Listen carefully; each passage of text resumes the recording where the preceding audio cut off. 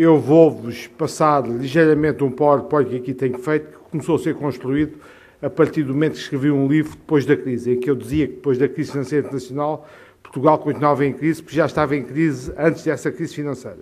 Esse livro tive a honra de ser prefaciado pelo meu amigo Dr. Miguel Cadilho. Depois desse livro, participei e presidi um grupo de trabalho no Fórum para a Competitividade, em que participou o professor Vinhas da Silva, em que elencámos o conjunto de medidas estruturais para a economia portuguesa.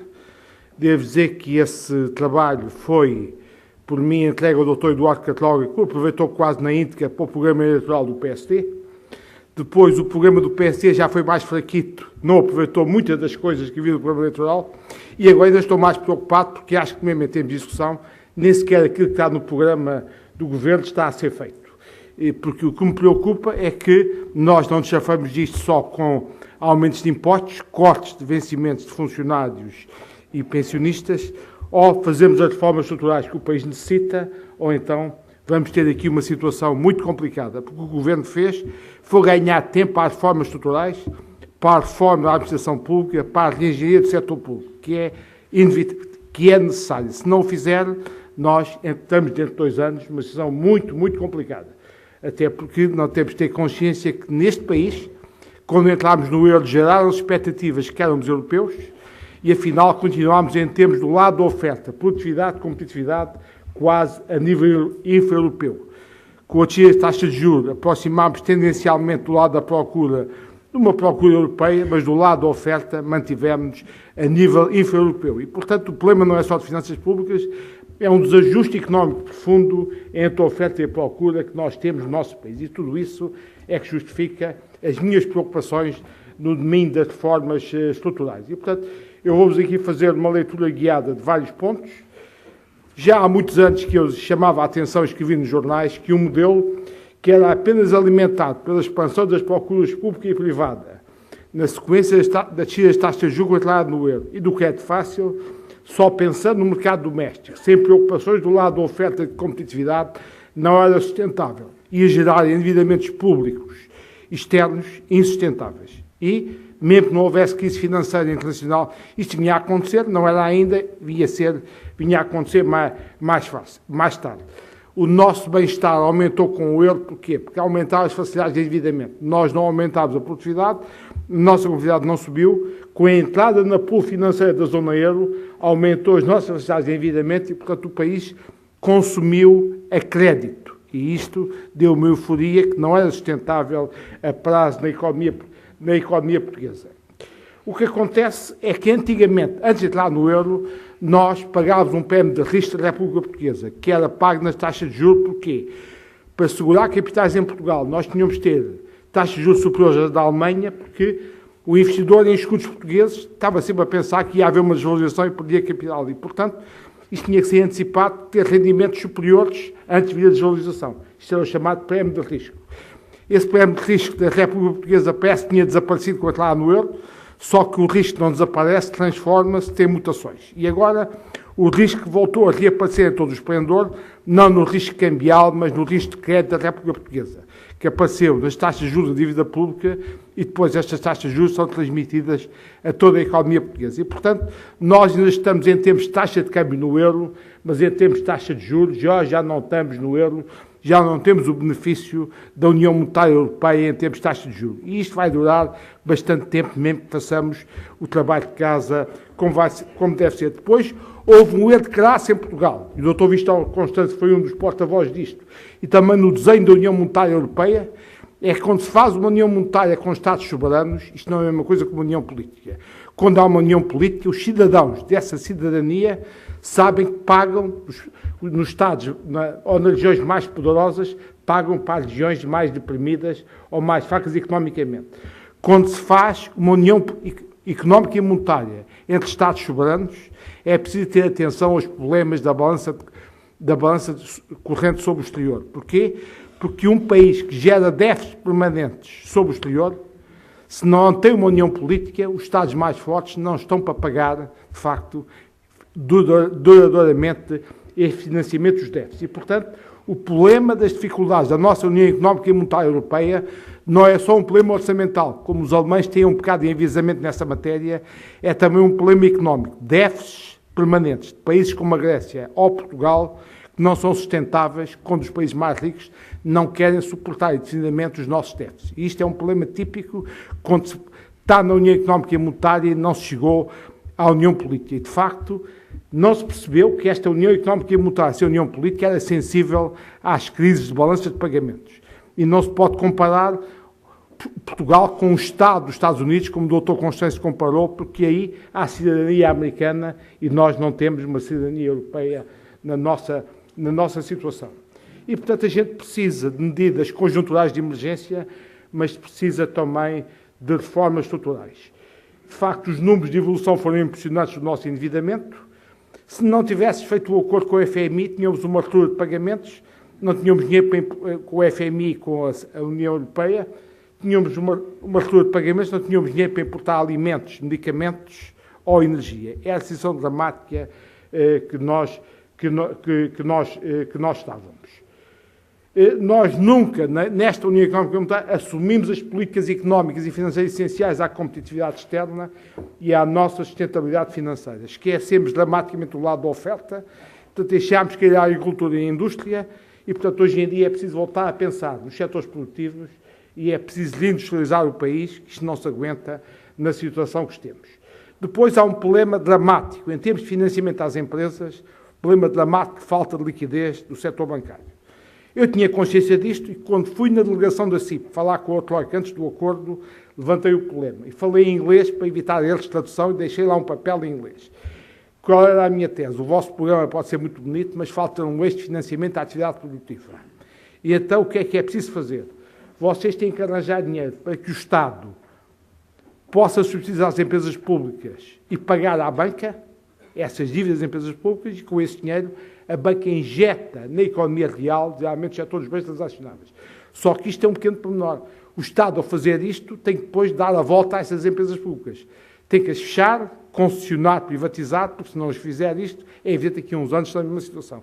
Eu baseei-me num acordo que fiz aqui com o meu amigo, o Dr. Miguel Cadri, quando cheguei ao Ministério da Indústria, pedir que ele me limpasse 60 milhões de contos, na altura, de dívidas de empresas públicas, e ele tratava da saúde e ele nunca mais voltaria lá ao Ministério da Finanças a pedir mais dinheiro. Assim aconteceu, dei a volta a uma série de elefantes brancos da economia portuguesa, trabalho conjunto com o Ministério da Finanças, com o Dr. Cadilho e com a cooperação dele. É isto que tinha que ser feito agora. Só que agora era com o dinheiro da Troika para arranjar dinheiro para o financiamento da economia portuguesa.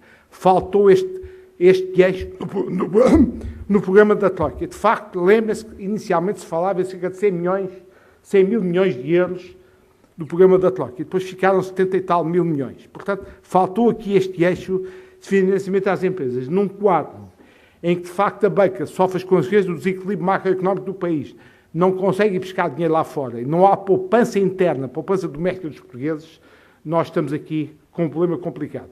Até porque o acordo quando foi desenhado e feito, tinha uma perspectiva que dentro de 2 anos a gente voltava aos mercados externos. Mesmo que façamos o trabalho de casa como deve ser feito, não é realista possamos voltar rapidamente aos mercados externos. E, portanto, estes 3 pilares são importantes, mas não resolvem, falta o pilar do financiamento à economia, que podia ter sido feito daquela maneira que eu tinha proposto e que, de facto, infelizmente, ainda não foi.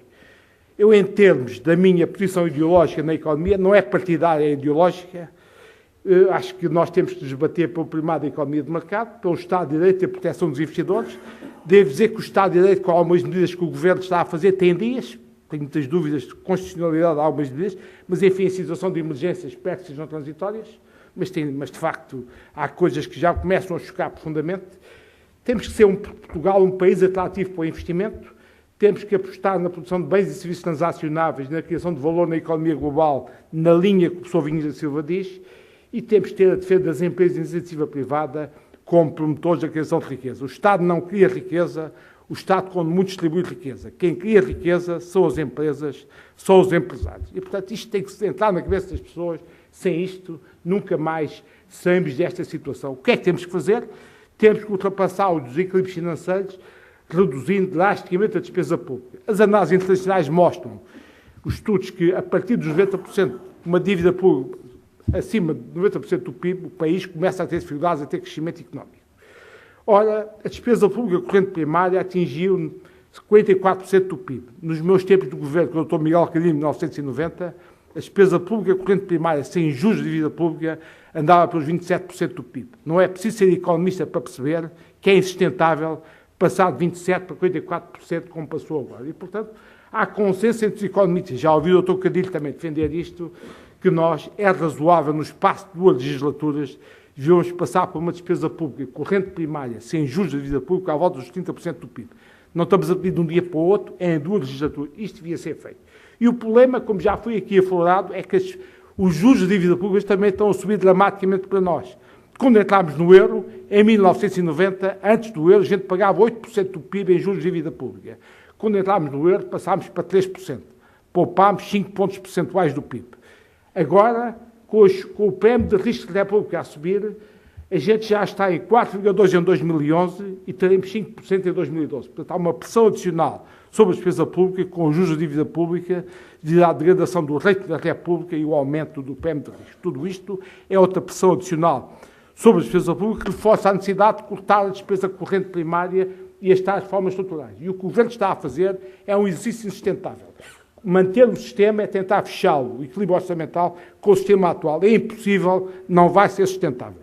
E se não se fizer a reforma da administração pública, isto não se faz. Agora, gostaria de dizer uma coisa que é uma coisa mal explicada na política portuguesa. É que isto, a meu ver, não se faz com macroeconomistas, isto se faz com gestores. Não se fazer ou fazer-se tem consequências macroeconómicas, mas para fazer reformas a sério, no aparelho destes, tem que ser com pessoas com capacidade de gestão. Não chega a saber em macroeconomia ou contabilidade pública. E isto a classe política portuguesa normalmente não percebe. E isto é uma questão essencial que me deixa um pouco preocupado com o que está a passar com o atual governo nesta matéria. Temos que ter a tal agenda para o crescimento económico, que não significa, como alguns querem, que o Ministro da Economia ponha a economia a crescer por decreto-lei neste momento, ou que injete dinheiro que não há para crescer artificialmente a economia. Tem que fazer o trabalho de casa, o Governo tem que fazer o trabalho de casa de tal agenda, as reformas estruturais para o crescimento económico. Porque neste momento é um período de austeridade, desalavancagem, mas há que fazer o trabalho de casa para na fase seguinte podermos ter perspectivas para crescer. Temos que ter uma gestão realista dos bancos portugueses e aqui nem o Governo, nem os banqueiros têm razão. Os banqueiros dizem que não é preciso aumentos de capital, só precisam de liquidez. E a Troika e o Governo só querem aumentos de capital. A experiência sueca mostra que é preciso de 2 coisas, capital e liquidez. O aumento de capital é importante, porque isso é que dá credibilidade aos bancos para atraírem depositantes e novos investidores. Mas só o aumento de capital não chega se não houver liquidez, matéria-prima, tratada da economia. Isto é muito importante. E depois, a experiência sueca também mostra que isto é um problema político complicado, que é a gestão equilibrada do trade-off entre o prejuízo moral que é o aparente PM aos bancos que vão ser apoiados. Vejam o discurso do Bloco de Esquerda aqui, lá vai o Governo apoiar os banqueiros. O Governo não tem que apoiar os banqueiros, os governos têm que apoiar a banca, porque a banca é o canal de distribuição de dinheiro para a economia, não é apoiar os banqueiros. E isto tem que ser explicado, tem que ser gerido este prejuízo moral. Porque senão podemos ter aqui uma ameaça de um crédito de crunch, como estamos a ter, que aliás também existe sobre a economia europeia. Quando o Banco Central Europeu injeta 500 mil milhões de euros nos bancos, e os bancos põem o dinheiro novamente do Banco Central Europeu e não passam para a economia real, há algo que está mal, quando os mercados monetários interbancários não estão a funcionar mesmo na Europa, há aqui um problema de confiança muito complicado na Europa e depois também em Portugal ainda é mais agudo porque não conseguimos ir ao mercado externo, nem sequer na zona euro. E, portanto, isto é um problema muito complicado que estamos a ter. E, portanto, há um problema aqui muito difícil na gestão económica ou financeira do país neste momento, que é compatibilizar a desalavancagem do sistema financeiro com o crescimento económico, o que é um desafio difícil de atingir. As metas iniciais de redução de dívida dos bancos, a meu ver, demasiado exageradas da situação atual. Portanto, tem que desalavancar, mas, a meu ver, de uma forma mais lenta, mais suave, não aquilo que estava a acontecer. Portugal, para ser competitivo, precisa dramaticamente fazer reformas estruturais. Leis laborais que facilitem a criação de emprego, tribunais que funcionam, a administração pública que ajuda as empresas, a administração fiscal que trata os contribuintes como cidadãos de um Estado de Direito, não como alvos a abater. Que, infelizmente, é o que tem acontecido, esqueceu-se, de facto, a nossa proteção e foi sacar, muitas vezes, pondo em causa o princípio de Estado de Direito. Eu tenho essa experiência empresarial, já vi como muitas vezes tem acontecido isto nas empresas. Leis que assegurem o Estado de Direito e a proteção dos cidadãos e investidores, sistemas de ensino e formação profissional, que formem gente consciente e profissional que a economia e empresas necessitam e não jovens de formação livresca, naturais candidatos ao desemprego estrutural é a dependência do Estado, num modelo que já acabou e que alguns jovens julgam que se vai manter com o emprego garantido no Estado. Tudo isto é uma questão de mentalidades e não vira suficientemente este Governo aproveitar o guião que a troca lhe fornece e ter um impulso político para começar a mudar estas mentalidades e mudarmos de vida. E depois é preciso perceber que não é só o crescimento económico europeu não devia resolver o problema. Porquê? Porque mesmo que a Europa cresça, os países asiáticos têm a mesma oferta que nós sobre os mercados europeus. E, portanto, nós temos que mudar o tipo de oferta e os estudos mostram que o nosso país é o mais afetado pela globalização do século XXI. Porquê? Porque quando estamos ainda em setores de baixa qualidade, competindo pelo fator salário, consumos correntes e de baixo preço, obviamente somos afetados pelos novos países emergentes asiáticos. E, portanto, nós temos que mudar também o nosso perfil de oferta na linha do que o professor Vinhas disse. E, portanto, a grande questão da política económica tem que ser a questão da competitividade. Eu acho piada quando a classe política diz que temos que aumentar as exportações. Se a gente é uma empresa disser, um diretor comercial, você tem que vender mais, e ele disser, mas eu só tenho montes para vender, como é que eu venda mais? Portanto, está subjacente a isto que a gente tem que ter produto para vender. Depois faz aquilo que o professor Vinhas Silva diz, mas há que ser competitivo, ter competitividade para vender, porque senão não conseguimos exportar. E fala-se muito em exportar, mas a questão essencial é bens transacionáveis. É aquilo que a gente consegue exportar e consegue reduzir importações. Portanto, bens que produzimos em mercado aberto, produzimos importações e conseguimos exportar mais. Não é só a dimensão da exportação e não na agricultura, a dimensão da substituição de importações competitivas em mercado aberto é, a meu ver, extremamente importante. E, portanto, nós temos um conjunto de políticas horizontais, na minha perspectiva, foi aquilo que eu dei ao Dr. Cataloga no programa do PSD, naquele trabalho que fizemos no Fórum para a Competitividade, que eu listo apenas aqui algumas, vou passando, sem esta da reforma da administração pública e a redução da despesa corrente primária posta às 30% no conjunto das duas legislaturas, tudo o resto, a questão das falências que o Governo agora está a tentar tratar, a inovação empresarial, aqui que chamamos a atenção do seguinte, o país já avançou muito na investigação e desenvolvimento tecnológico, mas na investigação e desenvolvimento tecnológico o país cria conhecimento. A inovação é pegar no conhecimento que se criou e aplicá-lo às empresas para criar valor, para ganhar dinheiro.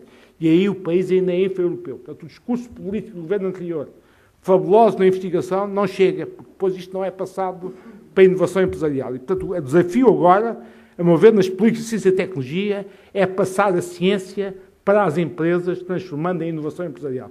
Esse é que tem que ser o grande desafio neste momento. E depois também as questões da energia, porque não podemos ter a economia ao serviço da política energética, temos de ter a política energética ao serviço da competitividade da economia. E, portanto, isto tem havido aí muita fantasia no passado, que, aliás, este Governo e os Estados-Chave de Energia têm dado sinais muito positivos nesta matéria. E o problema da logística de um país periférico em termos de na Europa é extremamente importante e, na logística, eu acho um piadão o TGV Lisboa-Porto, para passageiros. Porque se um tipo não consegue, com o material circulante que tem, se tivesse uma linha decente, já víamos mais rapidamente. E, portanto, se tem que ter um TGV, então eu tenho que dizer aos meus acionistas, não me chega a vir de BMW 75 de Lisboa ao Porto, tem que vir de Ferrari ou de Porsche, para aumentar a minha competitividade. Obviamente, isto é perfeitamente ridículo. Não é isso que está em causa. O que está em causa é ter uma linha decente e material circulante que anda a 250 a hora, chega perfeitamente para a dimensão do nosso país. Não é preciso ter TGVs passageiros a 350, nossa dimensão. O que nós precisamos é ter linhas de bitola europeia para a competitividade das mercadorias, para não haver transbordos entre Portugal e a Europa. E é esse também o discurso político que penso que comecem a perceber agora. Neste contexto, tinha aqui uma proposta que não vos dar em pormenor, de um novo programa de apoio à indústria e aos bens transacionáveis, à aposta para o crescimento, que a primeira vez que eu apresentei foi numa ação do PSD aqui no Porto, há cerca de um ano atrás, baseado na minha experiência do PEDIP, mas já adaptado às condições objetivas da economia global do século XXI, em que bens transacionáveis não é só a indústria, turismo também é bem transacionável. Há serviços hoje que também são transacionáveis. Portanto, este conceito deste programa, por exemplo, é mais lato, tive no PEDIP, porque já tem um contexto de bens transacionáveis, num quadro de concorrência dramática dos asiáticos sobre nós. E, portanto, o desafio é muito mais complicado. Aqui não os vou dar em pormenor, mas dizer-vos que há uma série de coisas que tinham sido feitas, e uma coisa que, para mim, está a ser chocante é que se esqueceram-se as infraestruturas tecnológicas criadas na altura, que são vitais para apoio a alguns setores industriais, e que têm que ser vitalizadas como também centros de formação profissional protocolar. Eu costumo citar muito um caso de um setor que gostei muito, o setor do calçado. Fez comigo, na altura, um trabalho excelente a associação e os empresários. Se forem ver o calçado, o que é o calçado hoje em dia? É o estudo da ergonomia do pé e o estudo dos novos materiais para fabricar os calçados. O que é a indústria, o exemplo do calçado mostra bem nos dias de hoje, é a economia do conhecimento. Já não é a produção massificada do passado. E, portanto, a gente tem que adaptar a nossa formação profissional, os nossos centros de formação, à economia do conhecimento. Não é continuar nos centros a continuar a fazer burocraticamente operários para uma indústria do passado que não é aquela que queremos em Portugal. Portanto, isto tudo tinha que ser mudado, mas, a meu ver, ainda não foi mudado. E depois, nas empresas, temos de ter núcleos de ID ou centros de investigação que têm que estar com a mesma dignidade dos centros de ciência e tecnologia do Estado, têm que estar em paralelo com o mesmo tipo de apoio. E não podem ser tratados como coisas de segunda face àquilo que o Estado tem. Tudo isto, a meu ver, tem que mudar. E, portanto, é tudo isto que eu proponho, e também, obviamente, há aqui questões depois de fiscais, que eu não vou ter tempo para vos dizer, mas, muito simplesmente, nós temos de ter políticas públicas horizontais e estruturantes para toda a economia. Aquilo que o Dr. Miguel Cadilho referia, reduzir os custos de contexto. E depois, nos setores de bens transacionáveis, é que tem que ter apoios diretos às empresas. Choca-me muito que haja apoios diretos do Estado aos bens não transacionáveis. Esses estão obrigados à concorrência, não tem um problema dramático de competitividade nacional. Esse deve beneficiar da redução de custos de contexto. São as políticas públicas horizontais. E depois, os setores de bens transacionáveis, aí, apoio direto do Estado a esses setores. É a lógica que eu teria neste programa. E depois, tudo aquilo que o professor vinha dizer, já disse que eu aproveitei do trabalho que fizemos no Fórum da Competitividade, a criação de valor na economia global, a questão da competitividade e equidade do sistema fiscal. Numa economia aberta, o sistema fiscal não temos só preocupações de equidade, temos problemas de competitividade face ao exterior. Portanto, temos que gerir o binómio competitividade e equidade. Isso aí está longe de estar feito no sistema fiscal português, só está lá para sacar dinheiro para tentar aguentar o buraco público. Não pode ser, e portanto isto tem aqui pressuposto antes, o corte da despesa pública. Sem isso não se consegue pensar calmamente nesta matéria. Portanto, tudo isto, também a questão da justiça, concorrência e regulação para a competitividade é essencial no nosso país. No setor dos bens não transacionáveis é chocante. E o Estado aqui tem um papel em termos de regulação e de concorrência que se calhar não faz como devia fazer e tinha que fazer. Muito importante isto, e termino com uma breve reflexão sobre a Europa. Porque o nosso problema e o nosso drama neste momento é que a gente até pode fazer o trabalho de casa todo bem feito, mas se a Europa der para o torto, é condição necessária, mas não é suficiente. E qual é o problema? A crise europeia começou com a Grécia. Foi um erro europeu de ter deixado de entrar a Grécia no euro. Toda a gente sabia que eles não tinham condições de estar no euro. Fizeram batota nas contas públicas, é claro que isto em termos de políticos chama-se contabilidade criativa. Se fosse um tipo de uma PME era um aldrabão. Como era finanças públicas e políticos, é contabilidade criativa. Criativa accounting. Gente fina é outra coisa. É assim que esta coisa se trata. E, portanto, os gregos fizeram isto, só que se chamou-se criativa accounting e entraram no euro. Não tinham condições para entrar no euro. E depois, quando isto deu para o torto, começou pela crise grega que gerou o problema que temos hoje. E, como já vos expliquei, a Europa não era uma zona monetária ótima como os Estados Unidos. Há uma coisa que eu aprendi no técnico, que é a teoria dos sistemas, e depois, quando cheguei a falar de economia, explicaram-me a teoria das zonas monetárias ótimas, que é um termo pomposo para a teoria dos sistemas, que eu tinha percebido no técnico. Os engenheiros civis percebem isto. O edifício, muito rígido, é o primeiro que estoura o tremor de terra. Qual é o edifício que aguenta o tremor de terra? É o edifício flexível que abana e mexe. Portanto, os sistemas abertos ao exterior têm que ter graus de liberdade para se ajustar aos choques externos. Qual foi o problema dramático da economia europeia com o desenho da União Económica e Monetária de Portugal? É que a gente, antes do euro, as taxas de câmbio, Portugal com os outros países, quando isto estava para o torto, a gente lhe punha artificialmente a competitividade da economia portuguesa, mantendo isto tudo imutável e rígido. Quando a gente entra no euro, justifica este grau de liberdade. E então tinha que flexibilizar todo o sistema interno, a administração pública, mercados de trabalho e emprego, mercados do produto, tudo isto. E isso, nada disso foi feito, nem em Portugal, nos outros países europeus. E depois esquece que o Banco Central Europeu resolve isto. O Banco Central Europeu, a política monetária, não pode resolver isto. Isto é trabalho de casa da economia real que tem de ser feito pelos governos e pela classe política. E que não foi feito na Europa, porque foi mais um dos problemas que nós estamos a ter com o desenho desta União Económica e Monetária. E quais são os cenários que eu vejo para o euro? Só vejo 3 cenários. A Alemanha farta-se e sai do euro. Ficamos a falar sozinhos. Só que a sair do euro, para mim, neste momento, se a Alemanha sair do euro, leva com ela a Finlândia, a Áustria e a Holanda, que fazem o novo euro. É o chamado euro forte. A gente ficava no euro fraco. Só que para ficarmos no euro fraco com os gregos, eu prefiro voltar ao escudo. Porquê? Se nós tivermos 2 náufragos no mar alto, não é para se agarrarem um ao outro que se safam. E, portanto, obviamente, se só me interessa estar no euro, se tiver lá os alemães, se tiver a boia, a âncora para me aguentar. Se não tiver, esqueço o euro e vou tratar da minha vida com a moeda, o escudo. Portanto, este cenário, a mim, do euro forte, do euro fraco, não me convence. Isso significa para mim que a gente sai do euro, trata da nossa moeda e os alemães reconstituem uma nova união, que é possível. Aliás, o ex-presidente da CIP alemã já falava nesta moeda. É um cenário que eu não, desde que não se passe, mas poderia vir a acontecer. É claro que os alemães aqui também terão vistas curtas. Porquê? Porque agora estão a exportar muito para a China. Mas daqui a 10 anos, quando os chineses copiarem tudo o que eles estão a fazer, eles vão precisar dos mercados do sul da Europa para escoar a sua produção industrial. Portanto, também tem aqui umas vistas curtas nesta matéria. Isso pode acontecer. O outro cenário que seria dramático, e pode começar pelo caso grego, e pode chegar ao caso português, se não houver liderança política, capacidade de explicar ao povo o que está em causa, podemos ser nós a querer sair do euro, dizer que não aguentamos este colete e vamos desvalorizar. Eu chamo a atenção aqui que houve 2 ilustres economistas que estiveram a contratar do euro. Foi o professor João Ferreira do Amaral e o Dr. Miguel Cadilho.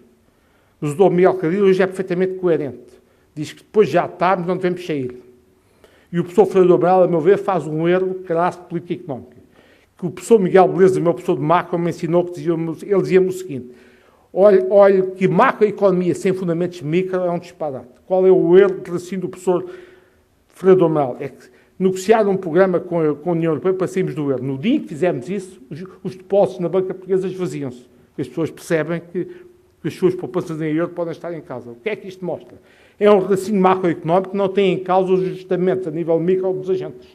E, portanto, já lá estamos, vamos tentar aguentar-nos, até porque no país, com a sofisticação que já temos, sair do euro é fazer uma desvalorização e os sindicatos já perceberam dos outros acordos com o FMI e já não vão na ilusão nominal. Vão imediatamente refilar e começamos a espiral inflação, desvalorização e, portanto, temos uma vantagem transitória, mas não é sustentável. E depois é ser preguiçosos, é não fazermos o trabalho de casa das reformas estruturais que precisamos para nos aguentarmos na economia global. Portanto, eu não prefiro esse cenário, mas é possível. O terceiro é que isto tudo funcione bem, a senhora Merkel tem algum juízo também, e que a gente se aguente todos no euro, seria desejável. Eu, como europeísta convicto, defendo este. E só porque é que eu sou europeísta convicto? É que eu fiz parte de uma geração que precisava de licença militar para ir à Espanha, não era passaporte, era licença militar. E a nossa juventude, por exemplo, a minha filha, nem sequer tem consciência que hoje diz-me: papá, vou para Madrid ou para Londres no low cost, para Paris, nem tem consciência das dificuldades que a gente teve. Portanto, esta juventude, a elite universitária portuguesa, já não aguentam outro processo nesta matéria. Portanto, não tínhamos ilusões, a elite universitária portuguesa não aguentará voltar às fronteiras, já se habituou a um contexto de liberdade de circulação e, portanto, eu não defenderia um retrocesso. Agora temos de ter consciência, a vida é como é, os alemães têm uma visão sobre o euro. E se eles se fartarem, está para o torto. A gente tem também que tentar, tem que perceber a visão alemã. E, portanto, qual é a visão alemã? Isto, no fundo, há três zonas. Há o núcleo central que tinha rating 3A, a França já não tem rating 3A. Isto dificulta a capacidade de financiamento dos veículos europeus de resgate junto dos mercados, porque já caiu. Pode vir a dificultar, não dificultou ainda. Depois temos a primeira periferia com a Itália e a Bélgica. E a segunda periferia com os países da coesão, Portugal, Grécia e Irlanda. O problema do euro já não se joga em Portugal, Grécia e Irlanda. O problema do euro, a meu ver, vai-se jogar na Espanha e na Itália e a capacidade de financiamento da sua dívida pública. Aqui é que o problema do euro se vai jogar pela dimensão destes países. E, portanto, está a atingir já a primeira periferia e que, no caso do Algarve da França, já atingiu o core da União Europeia. Temos 3 crises: perda de competitividade e crescimento, que é o caso de Portugal, Grécia, Espanha e Itália; crises bancárias, como aconteceu na Irlanda, como acontece nas caixas espanholas e pode acontecer nos bancos públicos dos holandeses alemães, cuja situação é muito má e a gente esquece disso.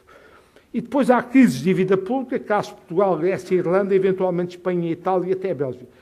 Como percebe, a gente até agora só não teve a crise bancária, mas tem as outras duas, crise de dívida pública e crise económica séria. Aliás, quando o professor Vinhas da Silva põe ali um quadro da dívida pública em termos do PIB, há um pequeno pormenor que é melhor para os japoneses e italianos, é que a sua dívida pública está internalizada.